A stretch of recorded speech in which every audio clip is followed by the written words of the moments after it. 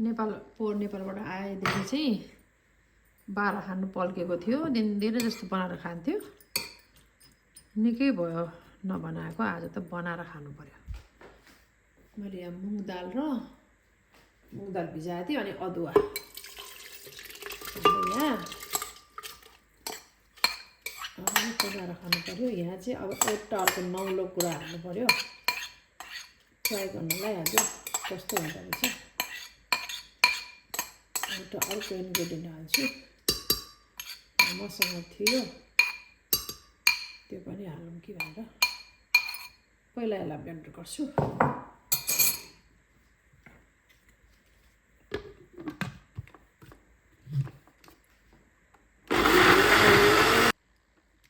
ल यो ब्लेन्ड भइसक्यो अब चाहिँ यसमा हाल्छु के भनेपछि ट्राई गर्नु पर्यो भने यहाँ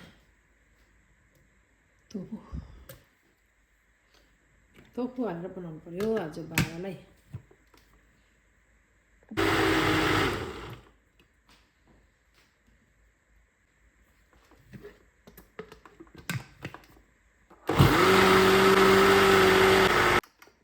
ब्याटर रेडी भयो यसलाई चाहिँ अब बनाउँछु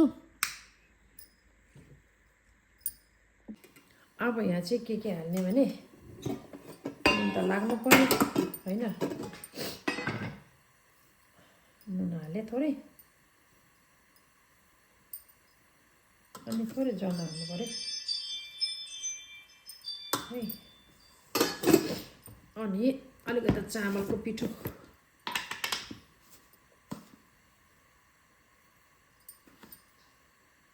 यति जति राखौँ मिक्स गरौँ यसलाई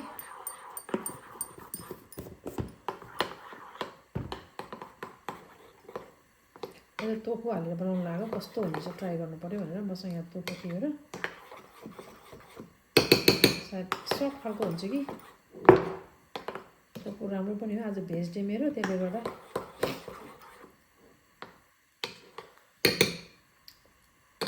नुन अलिक कम्ती भएछ नुन थपे थोरै जिरा पनि हालिदिनु पर्यो मिठो लाग्छ मलाई त जिरा ज्वानहरू ब्याटर भयो अब यसलाई चाहिँ पकाउने रेडी छ ब्याटर अब सबभन्दा पहिला तेल हालौँ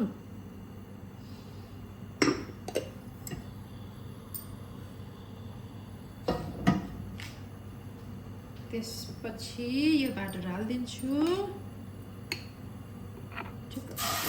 पर्यो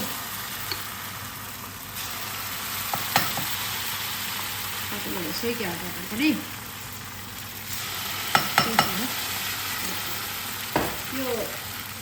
यो के अरे प्यान चाहिँ तलपट्टि बिचमा चाहिँ यस्तो उठेको छ क्या त्यही भएर यस्तो भइयो खानुपर्छ यो चाहिँ हालेर यस्तो भएर पातलो भयो यतातिर त अलि बाक्लो ठिक हुन्छ क्या बारा त अन्तखेरि ओभल सेपको पो भयो गोलो गर्छु भनेको त्यो माइन केही छैन यस्तो गरेर टमाटरको चटनीसँग खाने यसलाई चटनी बनाएर कस्तो छुट्दैछ यो अलिक ठसेको है क्या हो ठिक छ पाक्दै छ यो पाक्यो निकालौँ यसलाई अब अर्को गाना हाल्नु अब फेरि आज चाहिँ बारा मिठो लाग्छ है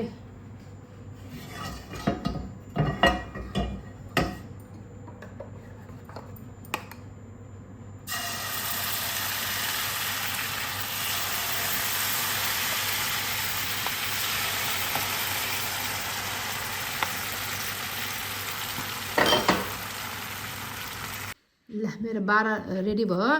यो टोफु हाले त यस्तो सफ्ट हुँदो रहेछ ल अब त यो टोफु हालेर बनाउनु पर्यो अबदेखि कस्तो भन्छ ट्राई गर्छु एउटा सानो टुक्रा